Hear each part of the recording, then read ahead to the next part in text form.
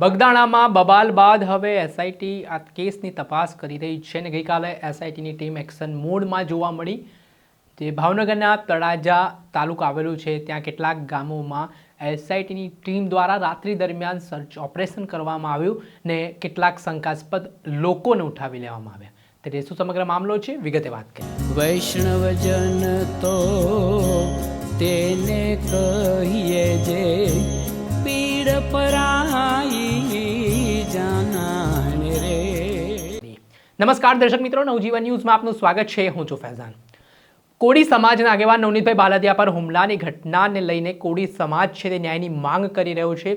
આ કેસમાં જે સંડોવાયેલા લોકો છે તેમની સામે કડકમાં કડક કાર્યવાહી કરવામાં આવે તેવી માંગ પણ ઉઠી છે. અને આના સંદર્ભમાં એસઆઈટીની ટીમ, જેમાં આઈપીએસ જયવીર ગઢવીની અધ્યક્ષતામાં ટીમ કામ કરી રહી છે. છેલ્લા 5 દિવસથી એક ડેટા ભેગા કરવાની કવાયત છે તે એસઆઈટીની ટીમ દ્વારા કરવામાં આવી રહી છે. અલગ અલગ વિસ્તારોમાં જઈને લોકેશન હોય, આરોપીઓના જે ફોન કોલ્સ હોય, આરોપીના જે સીસીટીવી વાયરલ થયા હતા એ હોય, તેવા અલગ અલગ પુરાવાઓ છે, અલગ અલગ પાસાઓથી છે તે તપાસ છે તે કરવામાં આવી રહી છે. ને આ કેસમાં ઝીણવટપૂર્વક તપાસ છે તેને લઈને હવે એસઆઈટી એક્શન મોડમાં જોવા મળી છે.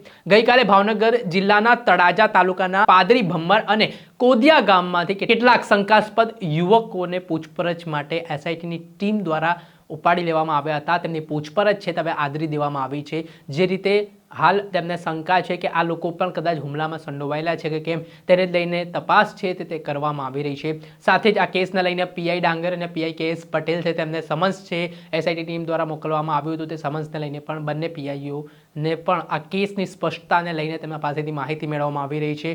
જ્યાં તેમના પર આક્ષેપો થઈ રહ્યા છે તે મુજબ પણ પૂછપરછ છે તે એસઆઈટીની ટીમ કરી રહી છે. ને આ ઘટનાને લઈને જે વિવાદ છે તે વકર્યો છે.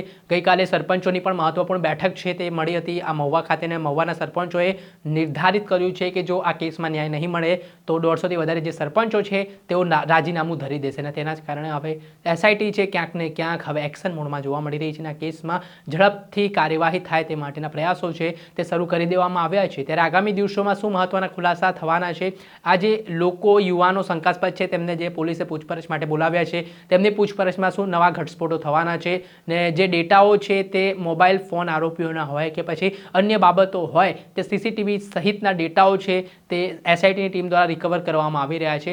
ત્યારે આ તમામ બાબતોમાં આગામી સમયમાં મહત્વના ઘટસ્ફોટ થવાના છે. પણ હાલની પરિસ્થિતિ પ્રમાણે છે તે હવે એસઆઈટી કોળી સમાજના આગેવાન પર હુમલાની ઘટનાને લઈને હરકતમાં આવી છે. દર્શક મિત્રો, આવા જ નવા વિડીયો સાથે આપણે માહિતગાર કરતા રહીશું. આવા જ વિડીયો જોવા માટે નવજીવન ન્યૂઝ જોતા રહો. વૈષ્ણવજન તો તેને કહીએ જે